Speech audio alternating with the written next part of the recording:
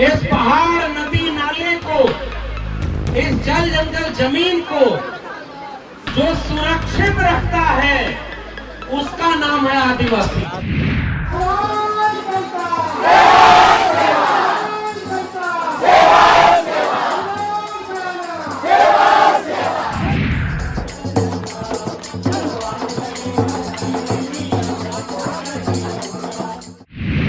और भारत ही नहीं, दुनिया भर में जहां भी पर्यावरण कोई बचाया है और बाकी इंसानों के रहने लायक बनाया है, वो है आदिवासी। इस दुनिया के बाकी लोगों ने इस दुनिया को बर्बाद करने में कोई कसर नहीं छोड़ी।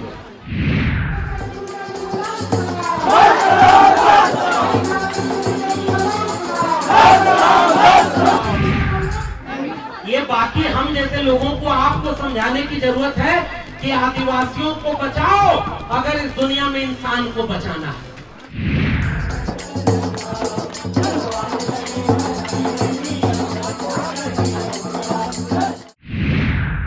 डिजिटल इंडिया किसके लिए हुआ है पता है? अंबानी और अडानी के लिए। अंबानी अडानी कौन है पता है? अंबानी और अडानी इस समय भारत के नए नए देवी देवता हैं, उनकी पूजा होती है। और ये जो बड़े बड़े पद पर बैठे लोग हैं ना, थोड़ा छत्तीसगढ़ सरकार के खिलाफ भी बोल दो क्या?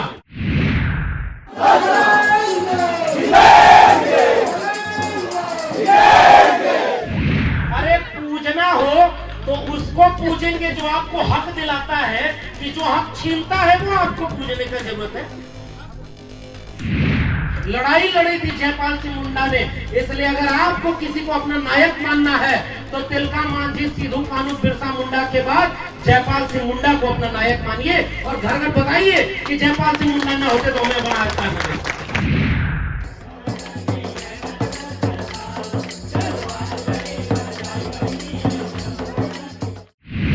आपका रिश्ता राजस्थान वाले आदिवासी से है कि नहीं है कि नहीं?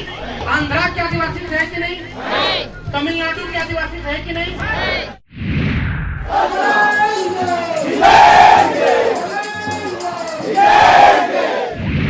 एक तीर एक कमान, आदिवासी एक समान, जय जोहार का नारा है, भारत देश हमारा है। धन्यवाद। और आप सभी छत्तीसगढ़ के इस इलाके में इतनी बारिश के बीच भी आप सब लोग विश्व आदिवासी दिवस मनाने के लिए यहाँ इकट्ठा हुए हैं। सबसे पहले आप सभी माताओं, बहनों, बुजुर्गों और नौजवान साथियों को मेरा क्रांतिकारी जोहार है, इनकलाब जिंदाबाद। और इस आयोजन को करने के लिए यहाँ पर मुझे आमंत्रित किया आयोजन समिति ने, और मैं पहली बार आपका इतना सम्मान पाकर के बहुत भावुक हूं कि आपने मुझे सम्मानित किया है, आमंत्रित किया है। हम लोग दिल्ली में बैठ करके पढ़ते पढ़ाते हुए ये कहते हैं, समझते हैं कि भारत के नक्शे में 3 चीजों को अगर आप बनाएंगे तो वो एक ही जगह मिलेगी। खनिज संसाधन, यानी खनिज संसाधन, जितना संसाधन मनुष्यता को चलाने के लिए चाहिए। दूसरा जंगल और तीसरा आदिवासी। ये तीनों भारत के नक्शे पर एक मिलेंगे और तीनों एक दूसरे की रक्षा करते हैं। तो ये प्रकृति में पल करके इस पहाड़ नदी नाले को, इस जल जंगल जमीन को जो सुरक्षित रखता है उसका नाम है आदिवासी। और भारत ही नहीं, दुनिया भर में जहां भी पर्यावरण कोई बचाया है और बाकी इंसानों के रहने लायक बनाया है, वो है आदिवासी। वरना इस दुनिया के बाकी लोगों ने इस दुनिया को बर्बाद करने में कोई कसर नहीं छोड़ी।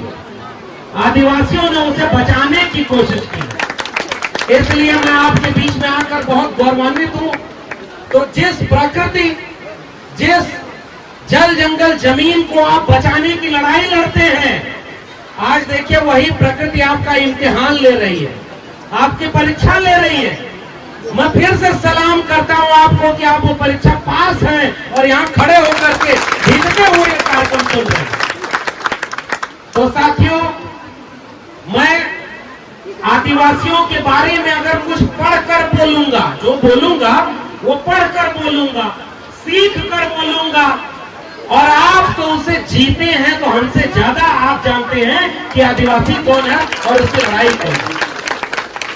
हो सकता है आपसे ज्यादा किताब हमने पढ़ी हो सकता है मैं दिल्ली विश्वविद्यालय में पढ़ाता हूं, प्रोफेसर हूं, लेकिन इसका मतलब ये नहीं कि मैं आदिवासियों पर आपसे ज्यादा जानता हूं, क्योंकि आप जो हैं वो आप हैं और आप रोज लड़ करके जो है उसे बचा रहे हैं, इसलिए हमसे ज्यादा आप जानते हैं कि आदिवासी कौन। लेकिन मैंने जो नारा लगाया था मैं वहीं से अपनी बात शुरू कर रहा हूं। आपके हमने पढ़ा अपने इतिहास में, एक तीर एक कमान। जोर से नारा लगा, एक तीर एक कमान, आदिवासी एक कमान। ये नारा नहीं, ये आपकी ताकत है, ये ताकत है आपकी। अच्छा, अब मेरे सवाल का जवाब दीजिए साथियों, आपको एक समान बनाने का नारा क्यों लगाना पड़ रहा है? इसका मतलब कहीं ऐसा तो नहीं कि कोई बीच में तोड़ना चाह रहा है, कोई बीच में तोड़ना चाह रहा है, कोई अलग करना चाह रहा है, कोई अलग बता रहा है कि एक आदिवासी दूसरे से अलग है। क्या आप अलग है क्या? नहीं। कोई दूसरे से अलग है क्या? नहीं। आदिवासी आदिवासी अलग अलग है क्या? नहीं। सब एक समान है। क्यों? क्योंकि सबका त्योहार, सबकी परंपरा, सबकी रवायत एक जैसी है ना। आप मेरी एक बात सुनिए, आपकी लड़ाई किस बात की लड़ाई? हम लोग जब कहते हैं कि दलित, पिछड़ा, आदिवासी, ये तीनों एक लोग, बहुजन लोग हैं, क्यों कहते हैं? क्योंकि अगर आप आदिवासी नहीं रहेंगे तो हम किसको एक करेंगे भाई?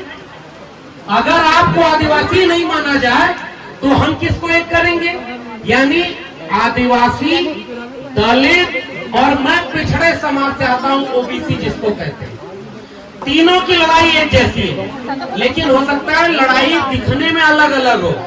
जैसे हम लोग जल जंगल जमीन नहीं जानते और हम घूमने के लिए जब पहाड़ और जंगलों में जाते हैं, आप उसे बचाने के लिए वहां लड़ते हुए जी रहे होते हैं। ये हमारा और आपका अंतर है। लेकिन फिर भी साथियों, एक बात अब मेरी बताइए, मैं दिल्ली से चल के आया हूं तो मैं भाषण देने नहीं आया हूं। नंबर एक बात, मैं आपसे कुछ सवाल पूछने आया हूं। आपकी आबादी इस देश में कितनी है? आदिवासियों की आबादी इस देश में कितनी है पता है? बताइए। संविधान जब भारत आजाद हुआ तब आदिवासी की आबादी कितनी थी? 7.5%, 7.5%। तो आदिवासी जितनी आबादी है उतना उनको क्या मिला? आरक्षण मिला कि भाई देश को चलाने में हमने विदेशी ताकत को तो भगा दिया, अब यहाँ के लोगों का शासन होगा, आम जनता का शासन, जनता के लिए, जनता पर। तो ये पता चला कि 7.5% भारतीय जो है वो तो कहीं है ही नहीं, तो 7.5% शिक्षा रोजगार में उनको आरक्षण मिला। उसके बाद क्या हुआ? आज जब 2011 की जनगणना हो रही है तो पता है आदिवासियों की जनसंख्या घटी है कि बढ़ी है? जोर से बोलिए। बढ़ी है ना जनसंख्या? आपका हक बढ़ा क्या? आपका अधिकार बढ़ा क्या? नहीं। आपको नौकरी मिली क्या? नहीं। आपको शिक्षा मिली क्या? नहीं। आपको जल जंगल जमीन पर पूरा हक मिला क्या? नहीं मिला। आपको लड़ना पड़ रहा है। इतनी ही बात है। देखिए, इस देश में मैं दिल्ली विश्वविद्यालय से आया हूं साथियों, मैं एक सवाल पूछता हूं। ओबीसी समाज की प्रोफेसर 2019 तक इस देश के केंद्रीय विश्वविद्यालयों में एक भी ओबीसी समाज का प्रोफेसर नहीं था। आदिवासी कितने थे? सवाल है मेरा, अगर आदिवासियों की आबादी 7.5% है तो कम से कम 100 में 8 प्रोफेसर आदिवासी होने चाहिए थे कि नहीं? आपके प्रोफेसर होने चाहिए थे कि नहीं? आपके आईएएस होने चाहिए थे कि नहीं? आपके डीएम और एसपी होने चाहिए थे कि नहीं? आपकी नौकरी 8% होनी चाहिए थी कि नहीं? सारी लड़ाई इस बात की है कि नहीं? तो फिर देश किसका है भाई? ये हम पूछते हैं ना कि अगर हमारा ये देश है, मैं 2 लोगों को याद कर रहा हूं साथियों अपनी बात शुरुआत में ही। सबसे पहले जिन्होंने आदिवासियों की तीर कमान को दिकुओं के खिलाफ लगा करके जल जंगल जमीन के लिए उन्मूलन किया, उस नायक का नाम है बिरसा मुंडा, और मैं उन्हें याद करते हुए अपनी बात कर रहा हूं। कौन थे बिरसा मुंडा? इसी संथाल परगना के एक ऐसे नायक बिरसा मुंडा जिन्होंने मात्र बहुत कम उम्र में तीर और तलवार लेकर के, अपना हथियार लेकर के किसके खिलाफ लड़ाई लड़ी थी? जिन्होंने कहा कि जो दिकू हैं, दिकू कौन थे? बाहरी। दिकू का मतलब बाहरी। आप लोग भोजपुरी समझते ही नहीं? पहले बार थोड़ी बहुत समझते हैं भोजपुरी। मैं यूपी आजमगढ़ से आया हूं तो मैं भोजपुरी मेरी भाषा है, तो भोजपुरी थोड़ा बहुत समझिएगा, नहीं समझेंगे तो मैं बताऊंगा। अब एक बात समझिए, दिकू मतलब बाहरी। हमारे यहाँ यूपी से कोई कमाने अगर दिल्ली बंबई चला जाता था तो उससे कहते थे कि कहाँ गए हैं, तो कहे परदेश गए हुए। परदेश गए हुए, परदेश का मतलब समझ रहे हैं? दूसरा देश। तो भारत देश में ही परदेश बंबई कलकत्ता कैसे हो गया भाई? इसका मतलब जो हमारी जमीन थी वही हमारा देश था, बाकी सब बाहरी थे। बिरसा मुंडा ने, धरती आबा ने क्या नारा दिया? उन्होंने कहा जो हमारी जल जंगल जमीन छीनने के लिए आएगा वो सब दिकू हैं और हमें उनके खिलाफ उलगुलान करना पड़ेगा। और आज विश्व आदिवासी दिवस पर आपको उलगुलान करने की जरूरत है, यही अपील मैं आपसे करने आया। उलगुलान का मतलब जानते होंगे आप लोग। उलगुलान क्या है? नहीं जानते? मैं बता रहा हूं। उलगुलान का अर्थ है क्रांति। क्रांति का मतलब क्या? जो हमारी अधिकार है, हमारा हक है, उसको कोई अगर छीने तो उसके खिलाफ जो लड़ाई लड़ी जाती है उसका नाम है उलगुलान, उसका नाम है क्रांति, और उसको करने वाले धरती आबा बिरसा मुंडा को मैं यहाँ से याद कर रहा हूँ। अब एक बात मेरी जवाब दीजिए।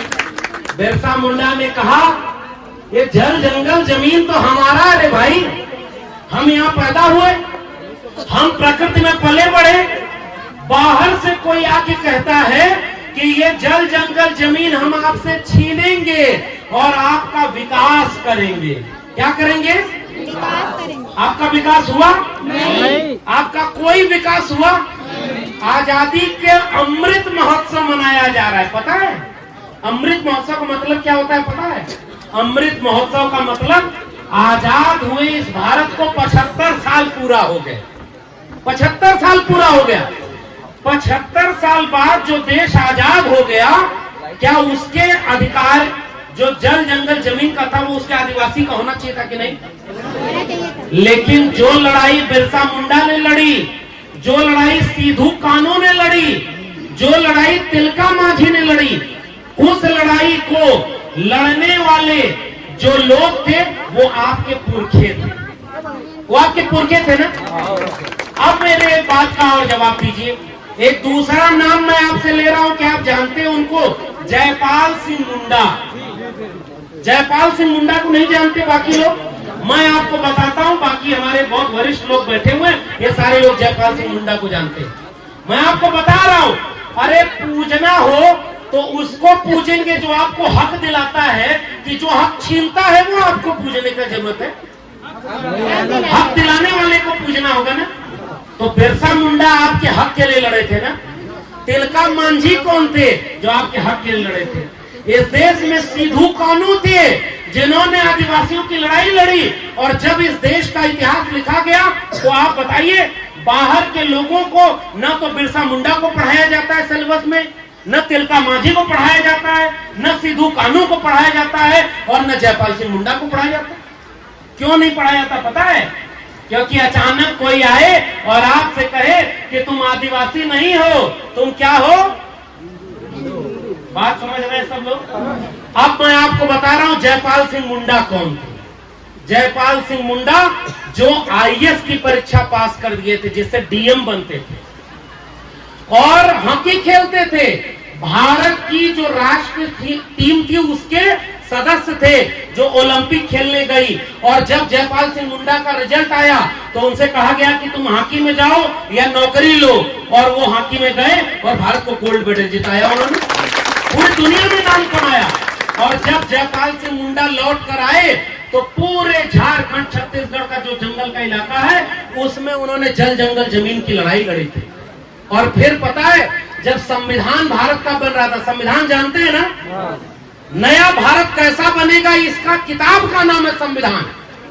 और उस संविधान से आपको हक मिला। क्या हक मिला? कि आपके ग्राम पंचायत की अनुमति के बिना कोई आपसे आपकी जमीन नहीं ले सकता। अभी हमारे साथी कह रहे थे जमीन छोड़िए, एक लोटा पानी भी नहीं ले सकता बिना ग्राम पंचायत की अनुमति के। ये आपका अधिकार उस संविधान ने दिया ना, ये अधिकार आपको उस भारत के संविधान ने दिया ना। पेशा एक्ट आपको भारत के संविधान से मिला ना, वन अधिकार अधिनियम आपको भारत के संविधान से मिला ना। इसलिए वो आपको अधिकार देता है। जो आपको अधिकार देता है उस किताब का क्या नाम है? भारत का संविधान। और जो आपसे आपका अधिकार छीनता है उनको क्या कह रहे हैं? दिक्कू, बाहरी लोग हैं। ये सब बाहरी हैं जो आपके अधिकार छीन रहे हैं। भारत के संविधान बनाने की संविधान सभा में जयपाल सिंह मुंडा शामिल थे। जयपाल सिंह मुंडा आपके नायक हैं, मेरे भी नायक हैं, लेकिन मुझसे पहले आपके नायक हैं, क्योंकि आपको आदिवासी होने का हक दिलवाने के लिए लड़ाई लड़ी थी जयपाल सिंह मुंडा ने। इसलिए अगर आपको किसी को अपना नायक मानना है तो तिलका मांझी, सिद्धू कान्हू, बिरसा मुंडा के बाद जयपाल सिंह मुंडा को अपना नायक मानिए और घर घर बताइए कि जयपाल सिंह मुंडा न होते तो हमें बड़ा अच्छा नहीं। इसलिए भारत ही भारत नहीं बनता अगर जयपाल सिंह मुंडा भारत के संविधान सभा में नहीं खड़े होते। अब मेरी बात सुनिए, भारत की संविधान सभा में जो दिल्ली जहां से मैं चल के आया, आपके यहाँ तो साहब इतनी दूर आए रास्ता ही नहीं मिल रहा था। वो जो पुल बना है उस पर इतना पानी क्या बहने लगा, वहां पुलिस वाले खड़ा होकर के कह रहे हैं आगे जाने मत दो, रास्ता बंद है, सब डूब गए, सब बह गए। और बाद में चल के आए तो इतना पानी है, उसी पर लोग चल करके आ रहे हैं। अरे भाई पुलिस वाले लोगों, अरे ये आपके अपने लोग हैं, इनको भ्रमित करने की क्या जरूरत है? अगली बार यहाँ कार्यक्रम हो तो यहाँ पक्की सड़क भी होनी चाहिए और तब जाकर ये कार्यक्रम होना चाहिए। भाई आपका जल जंगल जमीन है, यहाँ आपका कार्यक्रम नहीं होगा, किसका कार्यक्रम होगा?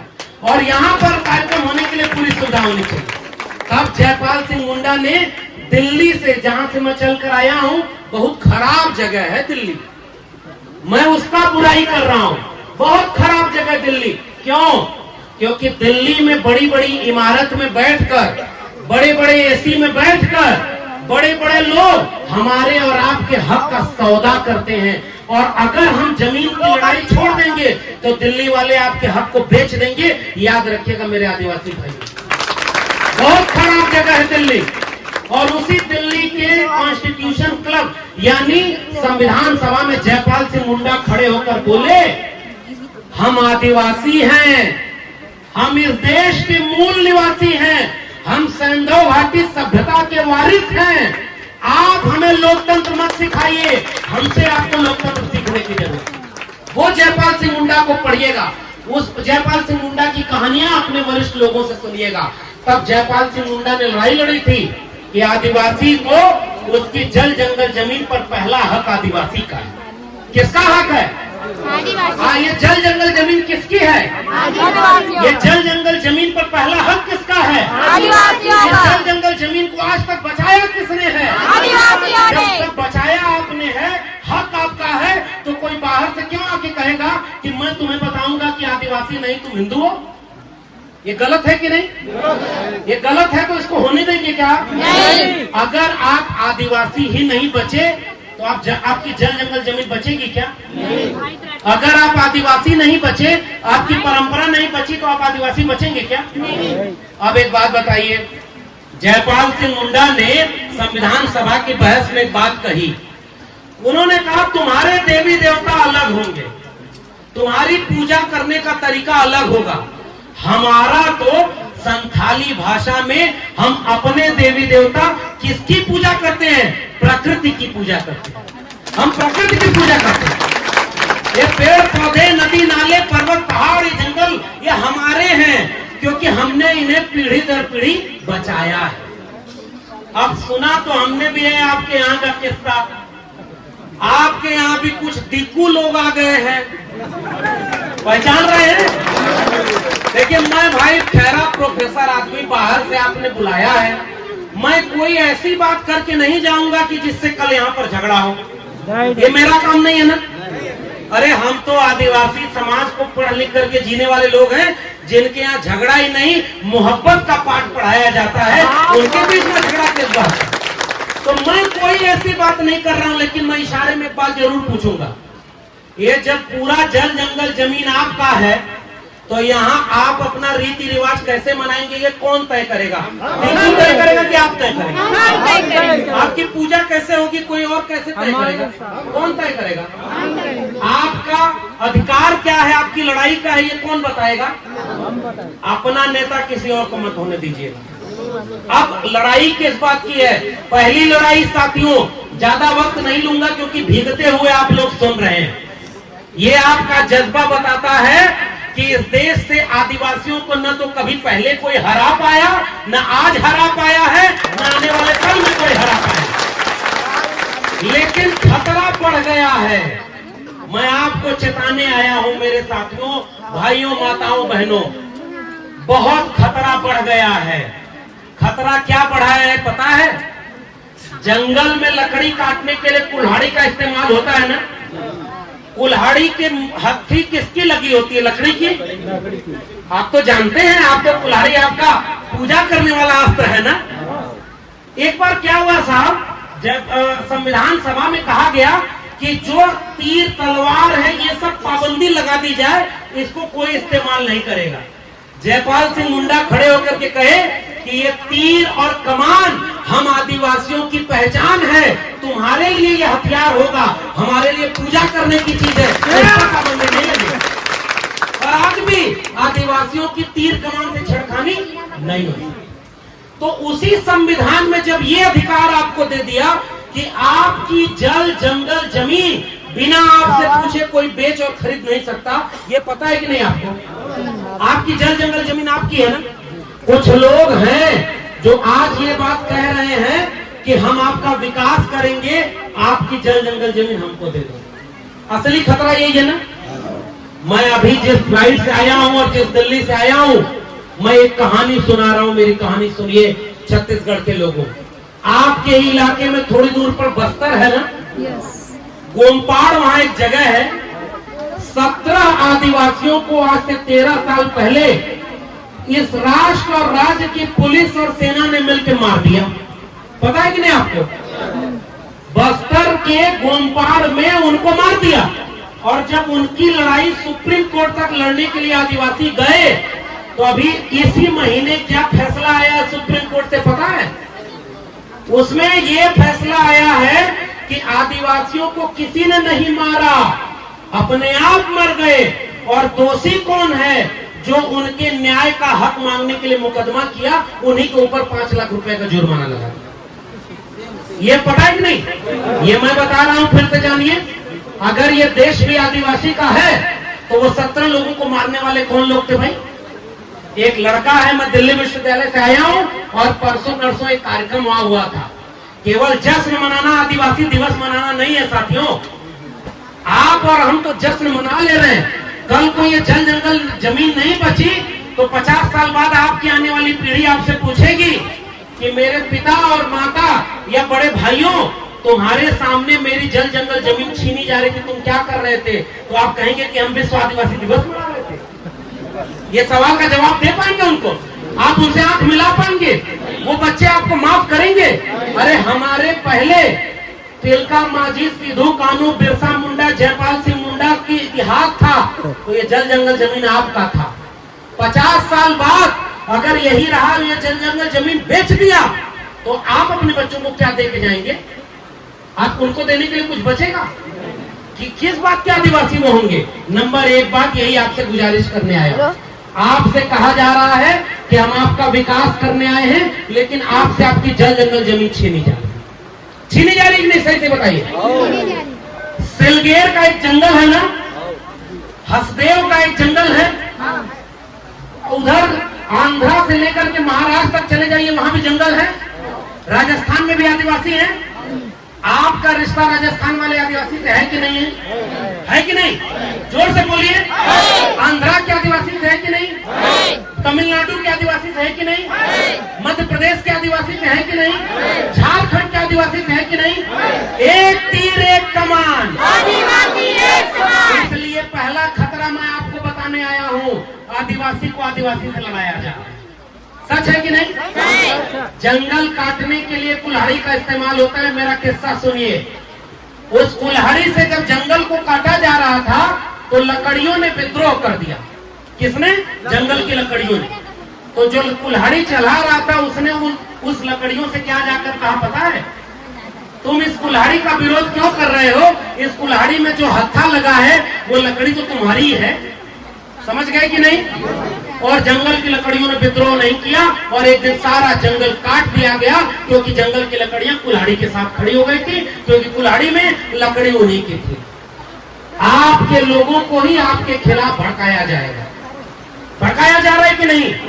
मुझे पता नहीं, मैं आपसे पूछ रहा हूँ, आपके लोगों को आपके खिलाफ खड़ा किया जा रहा है कि नहीं? क्या आप अपने लोगों से लड़ेंगे? आप अपने लोगों से लड़ेंगे? हाथ उठा के वादा करिए, कभी अपने लोगों से लड़िएगा मत। अगर कोई भटक गया तो उसको बैठा के समझाइए, उससे सवाल पूछिए, उससे ये पूछिए कि जल जंगल जमीन की लड़ाई हमारी है कि नहीं? ये आदिवासी परंपरा क्या होती है? तब जयपाल सिंह मुंडा ने संसद में खड़ा होकर कहा था, ये वर्ण व्यवस्था में हम आदिवासी तो आते ही नहीं भाई, हमारे यहाँ तो जात व्यवस्था है ही नहीं। कौन ब्राह्मण, कौन शूद्र, कौन ये? हम तो आदिवासी लोग हैं, हम जल जंगल जमीन को मानने वाले लोग हैं। हमारे खुदा, हमारे भगवान, हमारे लोग हैं जिनको प्रकृति की पूजा करते थे। अब दूसरा खतरा आपको बता रहा हूं। सड़क बनाने के नाम पर, सड़क बनाने के नाम पर बस्तर में पुलिस की कैंप बनाया जा रहा है, पता है कि नहीं? आप बताइए, आदिवासी को किस चीज की जरूरत है? आपकी मांग क्या है? मैं आपसे पूछता हूँ, आदिवासी को किस चीज की जरूरत है? स्कूल की जरूरत है कि नहीं? स्कूल की जरूरत है कि नहीं? आदिवासी को शिक्षा चाहिए कि नहीं? आपको जल जंगल जमीन चाहिए कि नहीं? अगर आपको भूख लगी है, आप मुझे एक कहानी बताइए। अगर आपको भूख लगी है, आप, एक बच्चा अपने माँ बाप से कहता है कि हमको भूख लगी है, खाना दो, और उसके माँ बाप उससे कहें कि चलो तुमको फुटबॉल खिला के ले आते हैं, तो बच्चा जाएगा? बच्चा जाएगा? बच्चा रोएगा कि नहीं? लगी है भूख खाने की और तुम फुटबॉल खिलाने ले जा रहे हो। हमको चाहिए जल जंगल जमीन और तुम सड़क बना रहे हो। समझ गए कि नहीं? हमको चाहिए हमारी संपत्ति और हमको चाहिए स्कूल, और तुम वहाँ पुलिस कैंप बना रहे हो। पुलिस कैंप चाहिए कि स्कूल चाहिए? स्कूल चाहिए कि नहीं? शिक्षा चाहिए कि नहीं? आदिवासी की लड़ाई शिक्षा की है ना। जो धर्म और के नाम पर लड़ाने आए, उससे पूछिएगा कि मेरे बच्चों की शिक्षा कहाँ है। यही लड़ाई है ना मेरे हिसाब से। मैं भाई प्रोफेसर आदमी हूँ, बाहर से आया हूँ, मैं जानता हूँ कि शिक्षा की अहमियत क्या होती है। और तब जयपाल सिंह मुंडा ने कहा था, अब तीर और कमान को कलम और किताब से तकदीर बदल देना है, तब आदिवासियों का कल्याण होगा। आज आपके हाथ से कलम, किताब, तीर, तलवार सब छीना जा रहा है। ये सबसे बड़ा खंकट है। दूसरी बात बताइए, हमारे यहाँ एक कहावत चलती है, हमारे यहाँ एक कहावत है भोजपुरी में। एक बार क्या हुआ कि एक बच्चा था, वो मांग रहा था कि हमको लड्डू दे दो, और माँ उसका चप्पल, जो पैंट का नाला होता है, उसको ढीला कर दिया। अब वो किस बारे में परेशान है पूरे दिन कि हमारा पैंट सरक न जाए। आदिवासी मांग रहे हैं कुछ और उनको दिया जा रहा है कुछ और। ये सवाल है कि नहीं? अब दूसरी बात, सरकार किसी की भी नेतागिरी पर हमें कोई बात नहीं करनी। अगर इस जंगल को खोद दिया जाएगा, पेड़ काट दिया जाएगा, तो यहाँ क्या बचेगा? जंगल बचेगा? ये पहाड़ बचेंगे? जब पहाड़ और जंगल नहीं बचेंगे तो ये आदिवासी बचेंगे? जब आदिवासी नहीं बचे, पृथ्वी नहीं बची, तो इंसान बचेंगे क्या? ये बाकी हम जैसे लोगों को आपको समझाने की जरूरत है कि आदिवासियों को बचाओ अगर इस दुनिया में इंसान को बचाना है। बात समझिए इसको, इंसान को अगर बचाना है तो आदिवासी को बचाना है, और आदिवासी को बचाना है तो आदिवासियत की बचाओ। मैं ओबीसी समाज से आता हूं, हमारे यहाँ भी खेती किसानी की परंपरा चलती है। गेहूं बोया जाता है तो गीत गाते हैं, धान रोपा जाता है तो गीत गाते हैं, फसल की कटाई होती है तो गीत गाते हैं, फसल की पूजा होती है। आपके यहाँ भी यही सब होता है ना? आपके यहाँ भी गीत गाते हैं ना? आपके यहाँ भी अनाज की पूजा करते हैं ना? आपके यहाँ भी पेड़ पत्तों की पूजा करते हैं ना? तो हमारा और आप एक हुए कि नहीं हुए? ये ओबीसी और आदिवासी एक हुए कि नहीं हुए? ये दलित समाज के लोग भी यहाँ बैठे होंगे। दलित समाज को अछूत समझा रहा, दलित समाज को मंदिर में नहीं जाने दिया, दलित समाज को छू दिया तो अपवित्र हो गए। तो दलित समाज भी कहा कि हमारा भी परंपरा वो नहीं है और वो हम भी प्रकृति की पूजा करने वाले लोग हैं। तो दलित, पिछड़ा, आदिवासी तीनों एक हो गए कि नहीं? आपको लड़ाने वाले लोग आएंगे और आपसे कहेंगे कि तुम आदिवासी नहीं हो, हिंदू हो, तो आपसे पूछिएगा उनसे, अगर आदिवासी भी हिंदू था तो हमारी शिक्षा कहाँ है? हमारे प्रोफेसर कहाँ है? हमारी जल जंगल जमीन पर हिस्सेदारी कहाँ है? अब एक तीसरी घटना सुना रहा हूँ। 2019 की बात है, बहुत वरिष्ठ लोग बैठे हुए हैं। सुप्रीम कोर्ट से एक फरमान आया था, पता है, कि आपको कागज दिखाना होगा कि ये जल जंगल जमीन आपकी है। याद है? आपसे कागज मांगा गया था और उसमें 10 करोड़ आदिवासी लोग अपने जल जंगल जमीन से विस्थापित हो रहे थे, है ना? आपसे कागज मांगा था ना? विश्व आदिवासी दिवस के दिन मुझसे हाथ उठा करके एक बात बताइए, सच सच बताइएगा, अगर आपसे 100 साल 50 साल पुराना कागज मांगा जाएगा तो आपके पास होगा क्या? जोर से बोलिए, आपके पास कागज है? आपके 100 साल पुराने कोई डॉक्यूमेंट है? कुछ भी नहीं है। तो क्या जमीन आपकी नहीं है? जमीन तो है ना। 1000 साल पुरानी जमीन आपकी है, 2000 साल पुरानी जमीन है, और कोई आपसे आके कहता है कागज दिखाओ, आप कागज दिखाएंगे क्या? और अगर कागज नहीं होगा तो जमीन छोड़ देंगे? जमीन छोड़ देंगे? जोर से बोलिए। आपसे अगर आपका आदिवासियत को कहा जाएगा आप आदिवासी नहीं हो, ये पूजा ऐसे नहीं ऐसे कर सकते हो, तो छोड़ देंगे पूजा करना? लड़िएगा मत। युद्ध करने के लिए लोग हमला करने के लिए आएंगे। सुना है कुछ दिन पहले यहाँ झगड़ा किया था। मैं कह रहा हूँ, अगर आप एकजुट रहेंगे तो किसी की हिम्मत नहीं होगी कि कोई आपके ऊपर उंगली उठाए। एकजुट रहना होगा। और लड़ाई किस बात पे करनी है? मुझे लगता है कि आदिवासियों की लड़ाई 2-3 चीज की है। पहली लड़ाई कि आदिवासी कौन है, क्या है, ये आदिवासी तय करेगा। क्लियर? आदिवासी कौन है, क्या चाहता है, ये आदिवासी तय करेगा, कोई दूसरा? दूसरी लड़ाई, आदिवासी को क्या चाहिए, ये कौन तय करेगा? जोर से बोलिए। आदिवासी क्या चाहते हैं ये कौन बताएगा? आदिवासी कौन है ये कौन बताएगा? तीसरी लड़ाई, आदिवासी जल जंगल जमीन बचाने की लड़ाई, उनकी अपनी लड़ाई। यही ना है भाई? हम तो इतना ही समझते हैं, हम बहुत नादान हैं, हम बहुत कम जानते हैं आदिवासियों के बारे में। आपके सामने आए हैं तो हिम्मत लेकर जा रहे हैं, हिम्मत लेकर जा रहे हैं कि हमारे जंगलों में ऐसे आदिवासी खड़े। और मैं अभी रायपुर आ रहा था तो एक महिला के साथ आया हूं, उसका नाम कितने लोग जानते हैं बताइएगा? उसकी बस्तर में लड़ने वाली एक आदिवासी महिला सोनी सूरी, जानते हैं? सोनी सूरी को जानते हैं? सोनी सूरी के साथ अन्याय हुआ कि नहीं? सोनी सूरी के साथ जेल में बलात्कार हुआ कि नहीं? सोनी सूरी पर झूठा मुकदमा लगाया कि नहीं? सोनी सूरी को ऊपर हमला किया कि नहीं? सोनी सूरी को जेल में बंद किया कि नहीं? और आज कहते हैं सोनी सूरी पर कुछ नहीं हुआ था।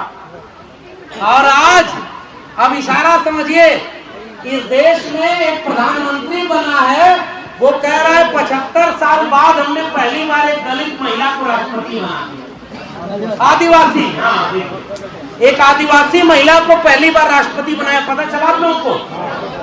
ये तो एक तरह से कहें तो ये अच्छी बात है, इसका विरोध तो हम नहीं कर सकते साहब, क्योंकि पहले भी बहुत लोगों की सरकार थी, वही आदिवासी को बनाने थे। लेकिन आदिवासी महिला को राष्ट्रपति बनाना तो अच्छी बात है, कहीं ऐसा तो नहीं कि नियत में कुछ खोट है, नियत में कुछ खोट है। कैसे? आपसे पूछ रहा हूँ बच्चों, नौजवानों, बताओ इनके द्रौपदी मुर्मू जी के पहले कौन राष्ट्रपति था? जोर से बोलिए। किस जाति से आते थे? अच्छा, एक बात पता है, इस देश में भाजपा एक पार्टी ऐसी है जो कहती है कि जाति जाति करने वाले लोग दलित, पिछड़े, आदिवासी जो जातिवाद को बढ़ाते हैं। तो एक बात बताओ, रामनाथ कोविंद को राष्ट्रपति बनाया था तो उनकी जाति कौन बताया? कौन बताया? भाजपा वाले बताए ना, प्रेस कॉन्फ्रेंस करके बताए ना। किसने पूछा था किस जाति के हैं? राष्ट्रपति की कोई जाति होती है? राष्ट्रपति किसी जाति का होता है? द्रौपदी मुर्मू आदिवासी है, ये कौन पूछा था तुमसे? नहीं पूछा कोई, और बताया कौन? जिसका मतलब कि वो सब बहुत सातिर लोग हैं, धोखा देते हैं। अब उदाहरण दे रहा हूं, सुनो आदिवासी समाज के लोगों, मैंने पहले भी कहा था, इस देश की बड़ी बड़ी राजधानियों में आपके पुरखों के हाथ से बनाए हुए ईंट, बालू, सीमेंट से बड़ी बड़ी जो इमारत खड़ी हुई है ना, वहां आपके बच्चों के भविष्य को बेचा जाता है। इसलिए उस दिल्ली के खिलाफ सजग रहना, आपके बच्चों को बर्बाद किया जा रहा है वहां पर। कैसे? रामनाथ कोविंद दलित थे, रामनाथ कोविंद दलित थे, और दलितों जैसे आपके यहाँ एक पेशा एक्ट है ना सर, आपके यहाँ वन अधिकार अधिनियम है ना, बिना आदिवासियों की ग्राम पंचायत में कोई जमीन नहीं छीन सकता, नहीं। आपके यहाँ कोई पेड़ नहीं काट सकता, ये आपको हक मिला है ना, अनुसूची 5 में शामिल है ना, उसमें संशोधन भी कोई नहीं कर सकता ना। ये सब कौन बना के गया? भारत का संविधान। ऐसे ही दलितों के लिए एक कानून बना था, SC/ST atrocity prevention act. Hindi में बता रहा हूँ, पहले अभी सोनी सूरी का बात कर रहा था ना मैं, सोनी सूरी का मैंने अपने चैनल पर इंटरव्यू लिया है, कभी मौका मिले, मुझे पता नहीं ये बात यहाँ कहनी चाहिए कि नहीं, मंच पर बहुत वरिष्ठ लोग बैठे हैं, कि मेरा YouTube चैनल देखिए। अरे जिनके यहाँ आने के लिए सड़क तक 75 साल में नहीं बनी, वो YouTube चैनल कैसे देखेंगे? मैं तो शर्म कर रहा हूँ, कैसे YouTube चैनल पे देखेंगे? इस देश में वहाँ एक प्रधानमंत्री बैठ के कहता है डिजिटल इंडिया हो गया। आपके यहाँ कोई स्कूल है ढंग का क्या? नहीं। कोई ATM है क्या? नहीं। कोई बैंक है क्या? नहीं। इस बात का डिजिटल इंडिया हो गया भाई। डिजिटल इंडिया किसके लिए हुआ है पता है? अंबानी और अडानी के लिए। अंबानी अडानी कौन है पता है?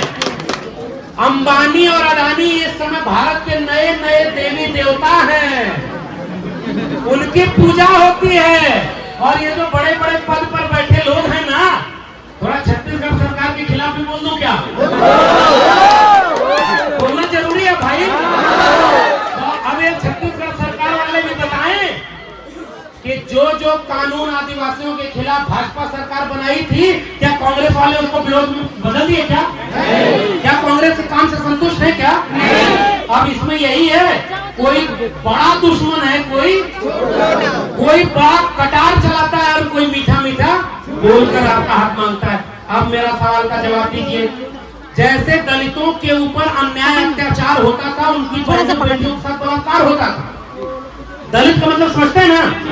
दलित जो अछूत था भाई, जो आज हिंदू बनाने आए, उससे पूछना कि दुनिया के किसी देश में इंसान को छू ले तो अपवित्र नहीं होता, और तुम जम्बू द्वीप पे आर्यावर्त भारत। रामनाथ कोविंद राष्ट्रपति रहने के बाद जिस मंदिर में गए, पुजारी ने उनको घुसने नहीं दिया। बताओ जाति बड़ी चीज है कि नहीं? है कि नहीं? राष्ट्रपति अगर मंदिर में नहीं घुस पा रहा है तो गरीब जनता जा पाएगी क्या? राष्ट्रपति मंदिर से गया तो पूरे मंदिर को गंगा जल से धुलवाया कि नहीं? जब तुम मनुष्य में भेद करते हो तो कल को आदिवासी को कह दोगे कि आदिवासी भी हिंदू नहीं और हिंदू है, तो बताओ इनके आदिवासियों के अपने रीति रिवाज से क्यों छेड़खानी कर रहे हो? इनके जंगल में क्यों छेड़ रहे हो? यही सवाल है ना। तो जैसे राष्ट्रपति रहते हुए रामनाथ कोविंद के समय SC/ST एट्रोसिटी एक्ट से सुप्रीम कोर्ट ने छेड़खानी कर दी थी, पता है कि नहीं? 2 अप्रैल का भारत बंद करना पड़ा था ना। उस 2 अप्रैल का भारत बंद किसके समय हुआ? जब दलित राष्ट्रपति, तो दलित राष्ट्रपति है तो SC/ST प्रिवेंशन एक्ट से छेड़खानी हो रही है। एक रोस्टर आया था, पता नहीं आप लोग जानते हैं कि नहीं, 13 पॉइंट रोस्टर, 13 पॉइंट रोस्टर, जानते हैं नहीं जानते होंगे? अरे सुनिए, मैं जिस विश्वविद्यालय में प्रोफेसर बना हूं ना, मैं आज भी खोजता हूं कि मेरे बस्तर के, मेरे झारखंड के, मेरे राजनांदगांव के किसी आदिवासी को खोजता हूं जो दिल्ली यूनिवर्सिटी का कोई प्रोफेसर बन के मेरे साथ खड़ा हो, मुझे नहीं मिलता है। बताओ 75 साल बाद इस देश का कौन है? कौन वाइस चांसलर है जो आदिवासी है? क्यों नहीं बने भाई आपके लोग प्रोफेसर? ये मेरा सवाल है। 13 पॉइंट रोस्टर आया था, पता है? उसमें 13 पॉइंट पर रोस्टर को रोक दिया और 14वां पद जो बनता तो वो आदिवासी को बनता। यानी अगर किसी यूनिवर्सिटी में 14 पोस्ट आती तो 14वीं किसको मिलती? आदिवासी को। जोर से बोलिए। और रोस्टर कितने पर रोक दिया? 13 पे। आदिवासी का नंबर ही बताओ किसके कार्यकाल में हुआ था? 5 मार्च का भारत बंद करना पड़ा ताकि इस देश के बड़े बड़े विश्वविद्यालयों में आदिवासी भी प्रोफेसर बने, आदिवासी भी वाइस चांसलर बने, आदिवासी भी पढ़ लिख करके देश चलाए। वो काम नहीं हुआ। तो जैसे रामनाथ कोविंद के राष्ट्रपति रहते, दलितों के खिलाफ सारा काम हुआ। मुझे डर है कि द्रौपदी मुर्मू को राष्ट्रपति बना के कहीं इस जल जंगल जमीन को अंबानी और अडानी के हाथों बेचा तो नहीं जाएगा? जोर से बोलिए, आपको क्या लगता है? आपको क्या लगता है बेचा जाएगा? आपको क्या लगता है खतरा है? जोर से बोलिए, खतरा है कि नहीं? राष्ट्रपति बनने से आपका लाभ नहीं होगा ना? आपका लाभ किसमें है? जल जंगल जमीन का हक पाने। इतना ही मेरी बात है साथियों।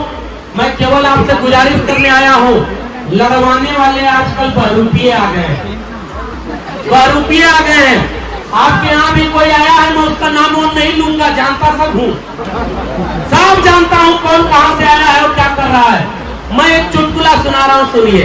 2-3 चुटकुला है, बारिश भी तेज हो रही है, बस बात खत्म करूंगा। हमारे यहाँ एक धर्म की बात थी। अच्छा और बोले, ये बात होनी चाहिए, एक तीर एक कमान, एक तीर एक कमान। अब चुटकुला सुनिए, धर्म के नाम पर जो भटकाएगा उसको मेरा चुटकुला सुनाइएगा। और मेरे ऊपर कोई अगर कुछ कहे तो कहिएगा कि वो आया था तो बिरसा मुंडा की बात कर रहा था, ज्योतिबा फुले और डॉक्टर अंबेडकर की बात कर रहा था, पेरियार की बात कर रहा था। तो उनको अगर विरोध करना है तो जाओ उन लोगों का विरोध करो। हमारे यहाँ तो चुटकुला चलता है। क्या चुटकुला चलता है? सुनिए, भोजपुरी समझ जाए तो बताइएगा। आखिरी में एक गांव में कुछ बच्चों ने गधा मार दिया। गधा समझते हैं? गधा की हत्या कर दी। अब गांव के लोग परेशान हो गए, गांव के पंडित के पास गए कि हुजूर इस गांव के लड़कों ने गधा मार दिया है। पंडित नाराज होकर खड़ा हुआ, अरे गधा मारना तो बहुत बड़ा पाप है, इसका तो वेदों में लिखा है कि 22 प्रकार के नरक होते हैं, किसी में तुमको तला जाएगा, किसी में तुमको भुना जाएगा, किसी में तुमको काटा जाएगा, किसी में तुमको सड़ाया जाएगा, बड़ा पाप लग गया। तो गांव वाले बोले कि मुक्ति कैसे मिलेगी? तो कहा हवन कराना होगा। कितना खर्चा आएगा? कहे लाखों रुपया खर्चा आएगा। फिर धीरे से गांव वाला एक जाकर कहा, पंडित जी जो 4 लड़कों ने गधा मारा है उसमें एक आपका बेटा संतोष भी था। अब आप सोचिए क्या होगा। जैसे ही उसने कहा कि उसमें आपका बेटा संतोष भी था, तो पंडित जी आराम से बैठे और बोले, 2-4 लइकन में एक संतोष और गधा के मरले में कौनो ना दोष। यानी अभी थोड़ी देर पहले जो पंडित जी बता रहे थे कि अरे बहुत बड़ा पाप है, जब उनका अपना बेटा आया तो पता चला कोई दोष नहीं है, माफ है। धोखा है कि नहीं? धोखा है कि नहीं? हमारे लोग धोखा खाए थे क्या? बिरसा मुंडा धोखा खाए? जोर से बोलिए, धोखा खाए? नहीं खाए ना? जयपाल सिंह मुंडा धोखा खाए? आप क्यों खाएंगे धोखा? मेरा सवाल है, आप धोखा खा जाएंगे? एक और चुटकुला सुनिए।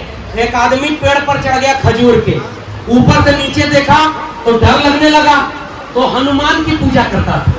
मैं किसी के खिलाफ नहीं बोल रहा हूं, मैं तो चुटकुला सुना रहा हूं। मैं किसी देवी देवता के खिलाफ नहीं बोल रहा हूं। सुनिए, मेरा दोस्त था, वो ऊपर से देखा, कहा हनुमान जी अगर मैं सही सलामत नीचे उतर गया तो इस मंगलवार 1 किलो लड्डू चढ़ाऊंगा। थोड़ा ताकत मिला, आधा दूर उतरा तो कहा हनुमान जी आजकल बड़ी गरीबी है, नौकरी कोरोना में चली गई है, आधा किलो लड्डू चढ़ाऊंगा, उतरने में खुश हो जाना। थोड़ा और नीचे उतरा तो कहा कि हनुमान जी हर मंगलवार आपके यहाँ बड़ा लड्डू चढ़ता होगा, मैं पाव भर चलाऊंगा 250, उतने में खुश हो जाना। उसके बाद ऐसा करते करते जमीन पर उतरा, कान पकड़कर उठक बैठक किया कि हनुमान जी न आज के बाद जीवन में कभी पेड़ पर चढ़ूंगा और न लड्डू चढ़ाऊंगा। ये दिमाग लगाना है और कुछ नहीं करना, कुछ नहीं करना। हमें किसी के धर्म से लड़ना है क्या? नहीं। जाओ तुम मंदिर लेके अपना रखो, मंदिर से आपकी लड़ाई है क्या? नहीं। किसी धर्म से आपकी लड़ाई है क्या? नहीं। आपकी लड़ाई तो आपकी अपनी है ना, आपकी लड़ाई जल जंगल जमीन की है ना। भटकिएगा मत, कोई आपको भटकाएगा लड़ाएगा, हाथ जोड़कर आदिवासी लोगों अगर हम आपस में लड़ गए ना, क्योंकि वो बहुत चालाक धूर्त लोग हैं, हमारे खिलाफ हमारे लोगों को आगे करेंगे, जानते हैं ना, हमारे खिलाफ हमारे आदिवासी को। अरे कहेंगे कि ये गोंड आदिवासी है, ये दूसरा आदिवासी है, ये अलग है, वो अलग है। आप दोनों ऐसे हाथ पकड़ के कहना कि एक तीर एक कमान, यही मेरा वादा है आपसे कि लड़िएगा मत, सारे आदिवासी एक जैसे। और मंदिर मंदिर के नाम पर नहीं लड़ना। नोटबंदी हुई थी, नोटबंदी हुई थी, पता है 500 और 1000 के नोट बंद हो गए थे, पता है ना। तो इस समय क्या हुआ कि एक आदमी बड़ा चालाक था, थोड़ा काला धन रखा था, वही काला धन जिसको बाबा रामदेव बोले थे ले आएंगे और आप लोगों को दे देंगे, 15-15 लाख रुपया मिल जाएगा। 15 रुपया भी मिला क्या? 15 रुपया भी नहीं दिया ना। ये सब दिल्ली में बैठ के झूठ बोलता है कि नहीं, और आपका वोट ले लेता है। अगली बार आदिवासी को आदिवासी से लड़ा देगा।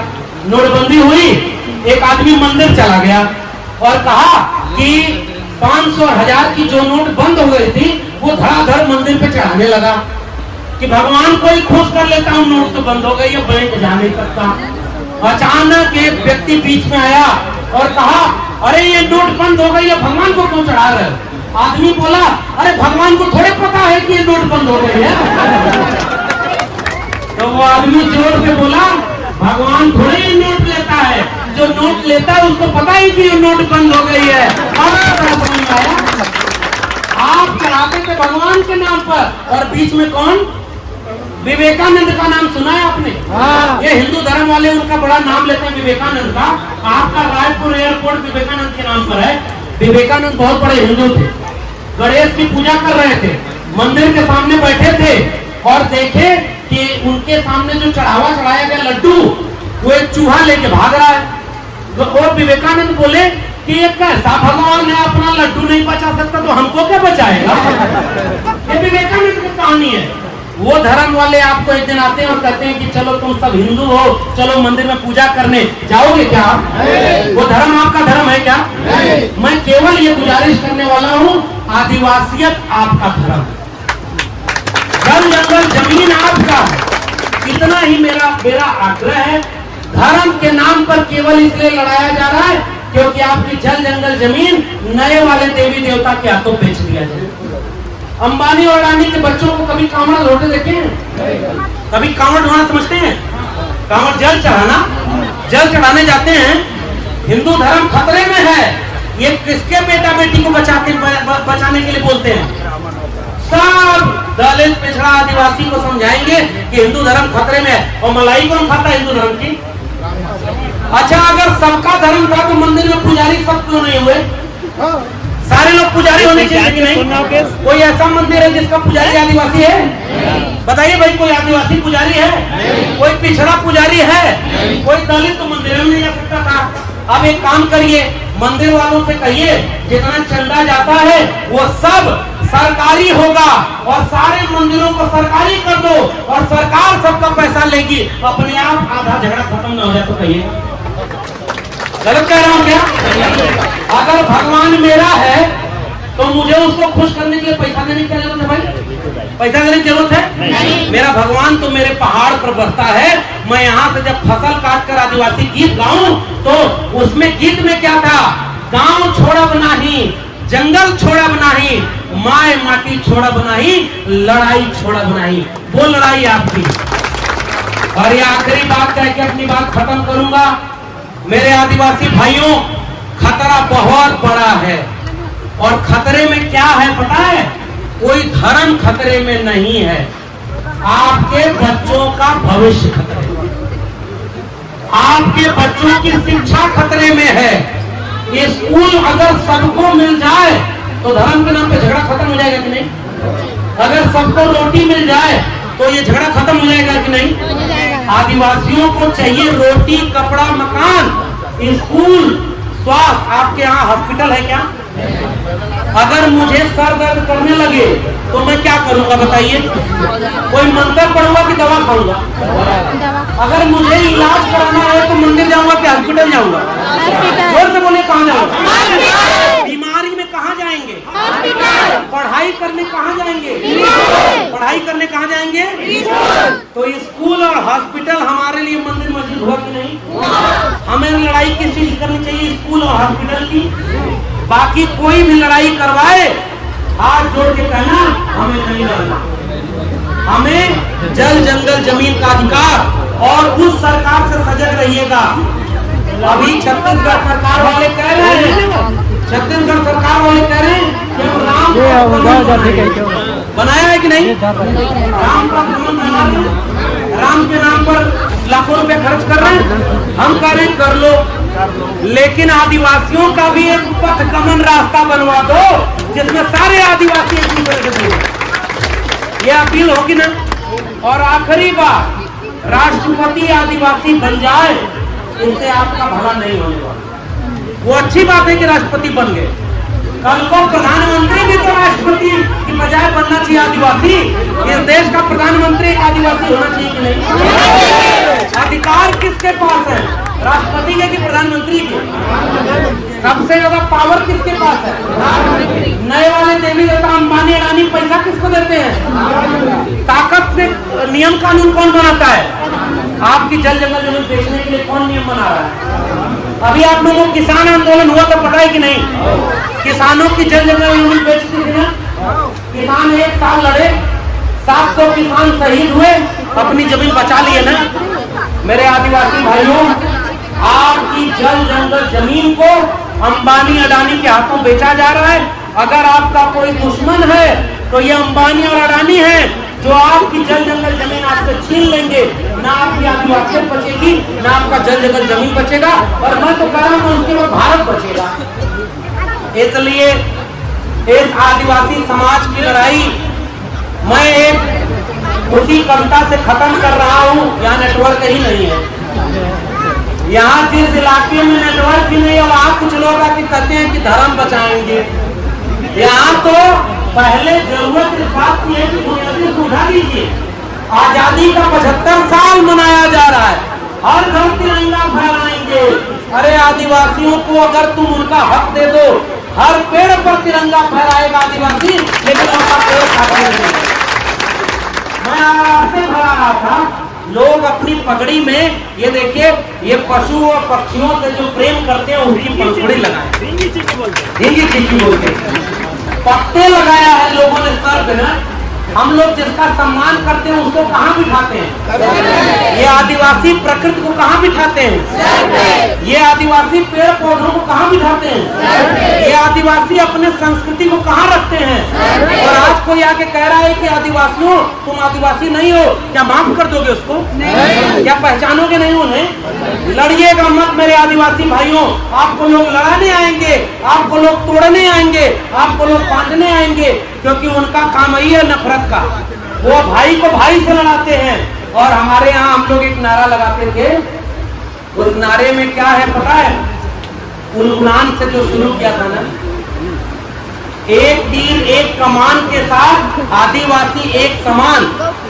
और दूसरा नारा था जय जोहार का नारा है, जय जोहार का नारा है, जय जोहार का नारा है। तो एक तीर एक कमान, आदिवासी एक समान, एक तीर एक कमान, आदिवासी एक समान। दोनों नारा एकजुटता लकड़ियों को अलग अलग रखो तो तोड़ो तो टूट जाती है ना, लकड़ी का गंठर बना दो तो नहीं टूटती है ना। आदिवासी आदिवासी अलग अलग रहा तो टूट जाएगा कि नहीं? आदिवासी आदिवासी मिलके गट्ठर बन जाएगा तो किसी हिम्मत तोड़ पाएगा? ये भारत देश किसका है? भारत देश किसका है? जब आपका है तो इस देश की संपत्ति किसकी होगी? इस देश की जल जंगल जमीन किसकी है? जोर से बोलिए, किसकी है? जंगल किसका है? पेड़ किसका है? ये संपत्ति किसकी है? ये पशु किसके हैं?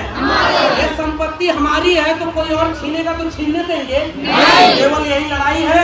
आपने मुझे दिल्ली से बुलाया विश्व आदिवासी दिवस पर, आप सभी ने खड़े होकर बारिश में इतना सुना है। मुझे नहीं पता कि मेरी बातों में कोई अच्छी बात थी कि नहीं, मेरी बात आपको समझ में आई कि नहीं, मैंने कोई नई बात कही कि नहीं, लेकिन मुझे इतना पता है कि मैं आज जब आपसे हिम्मत लेकर दिल्ली लौटूंगा तो मैं दिल्ली के गलियारों में खड़े होकर आदिवासियों की लड़ाई लड़ूंगा और सोनीपत से लेकर जंगलों में, झारखंड और छत्तीसगढ़ के जंगलों के आदिवासियों की आवाज दिल्ली में भी गुलजार करके मैं वह लड़ाई लड़ूंगा जो भारत की लड़ाई है। क्योंकि ये राष्ट्र हमारे आपके पुरखों ने बनाया है भाई, हमारे आपके पुरखों ने ये राष्ट्र बनाया है। और कुछ बाहर से लोग आके धर्म के नाम पर लड़ाते हैं, कुछ बाहर के लोग आकर के मंदिर मस्जिद के नाम पे लड़ाते हैं। हम कह रहे हैं दलित पिछड़ा एक समान, ये सारे लोग हैं और 90% इस देश के कमेरा लोग, आदिवासी लोग, दलित लोग, पिछड़े लोग, किसान मजदूर लोग, हम सब मिलके हमारे पुरखों के बनाए भारत को बचाएंगे और ये लड़ाई लड़ेंगे, जीतेंगे। जय भीम, जय मंडल, संविधान जिंदाबाद, उल गुलाम जिंदाबाद, इनकलाब जिंदाबाद।